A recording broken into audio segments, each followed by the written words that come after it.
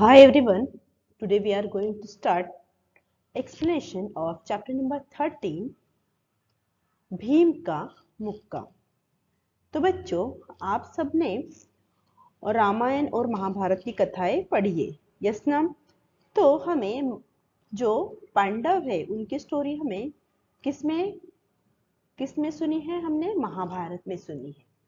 तो यह एक पांडवों के जो 5 पुत्र थे पांडु राज्य के, एक था युधिष्ठिर, भीम, अर्जुन, नकुल और सहदेव। तो उनमें की एक की स्टोरी है जो कि जिसका नाम क्या था? भीम था। तो भीम क्या करता है कि एक राक्षस था, वो हर दिन किसी गांववासियों को खा जाता था। उससे सब परेशान थे। तो भीम के मुक्के ने राक्षस को कैसे मारा, इसकी स्टोरी इस पार्ट में हमें देखने को मिलती है। तो आइए जानेंगे।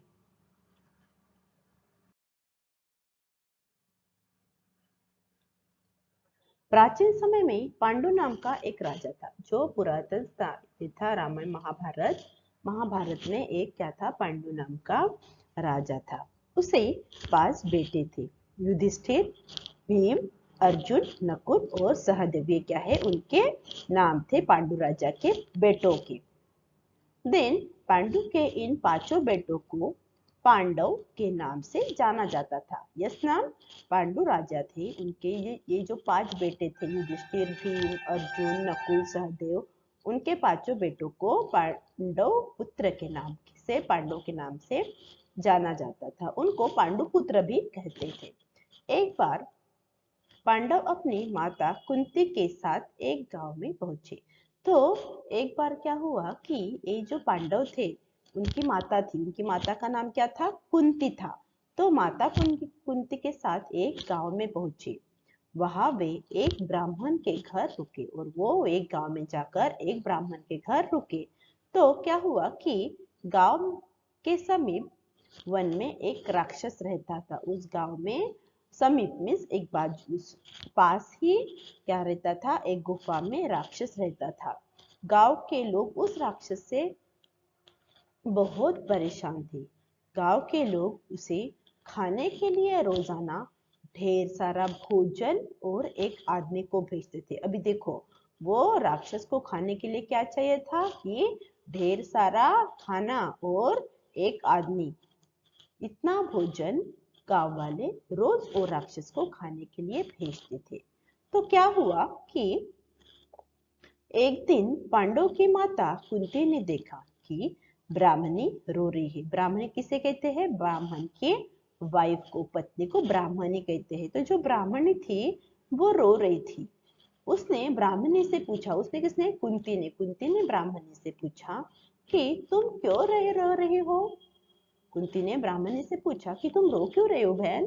तो ब्राह्मणी बोली, कल मेरे पुत्र की राक्षस के पास जाने की बारी है। यह सुनकर कुंती बहुत दुखी हो गई। जब कुंती ने सुना वो ब्राह्मणी की बात की कल राक्षस के पास भोजन लेके जाने की और उसके बेटे को वो राक्षस खा जाएगा, यह बात सुनकर उसने, ब्राह्मणी ने ये बात कुंती को बताई। यह बात सुनकर कुंती बहुत उदास हो गई।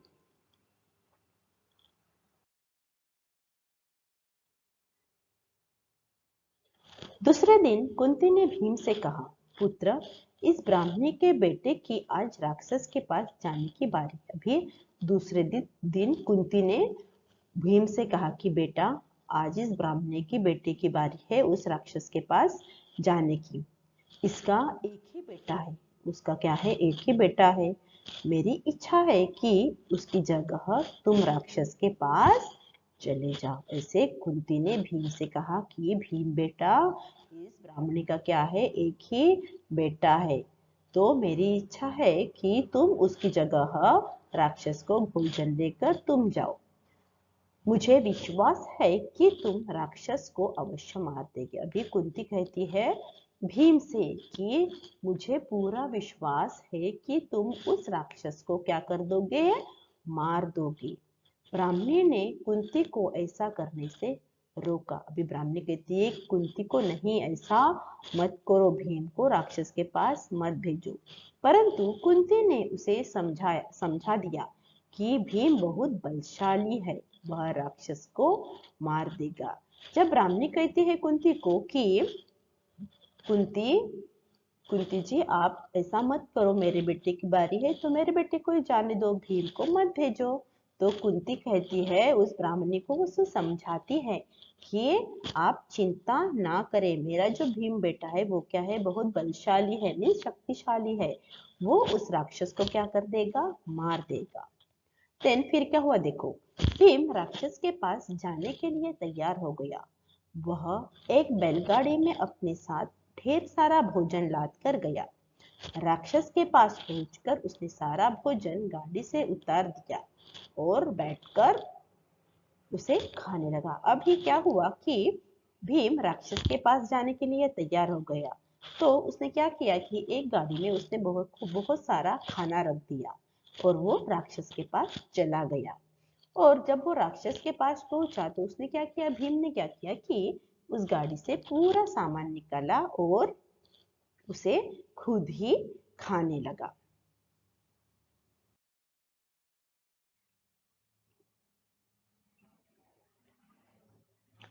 राक्षस ने गुस्से से आंख लाल करते हुए पूछा, यह क्या कर रहे हो?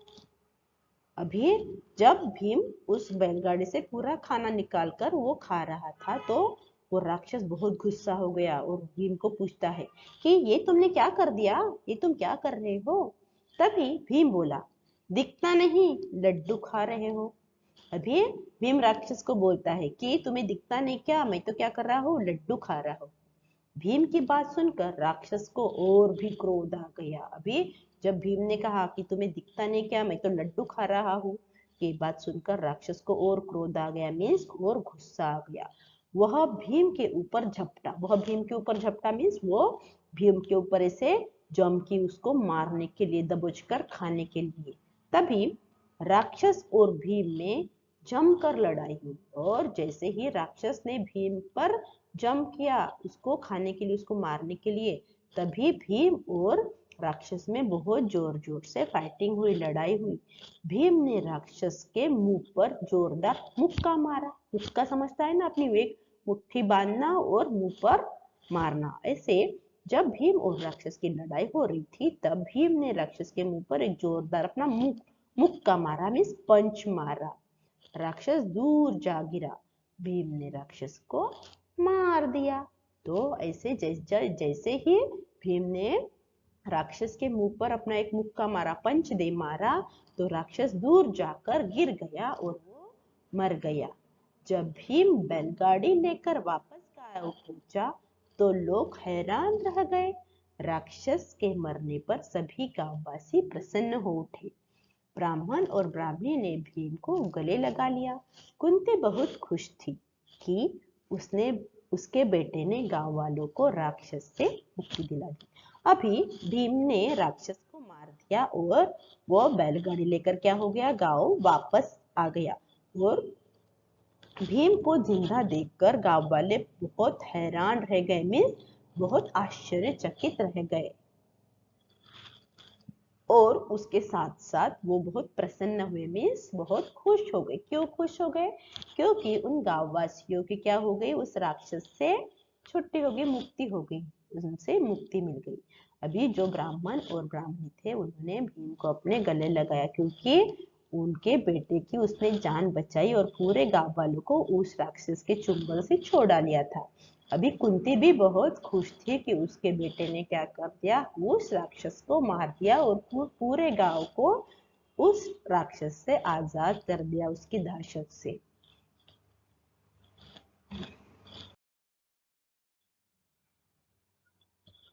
तो बच्चों इस प्रकार भीम के मुक्के ने पूरे गांव वाले को क्या किया, उसके परेशानी से आजादी दी। इसलिए हमें हमेशा क्या करना है, साहस से काम करना चाहिए होता है।